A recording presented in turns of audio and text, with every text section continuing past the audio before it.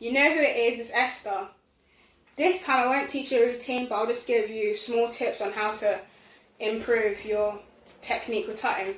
So tutting is about making like box shapes with your arms, your hands and your fingers.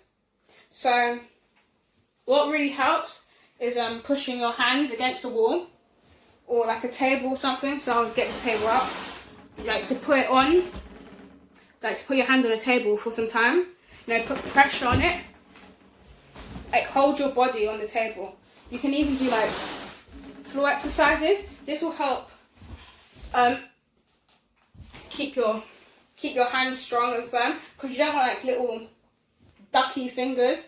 You want strong, firm fingers, strong hands. You just use your imagination really. So, for example, that's like a box. You want to create different box shapes. You get me? You have like that shape, kind of have different kinds of shapes.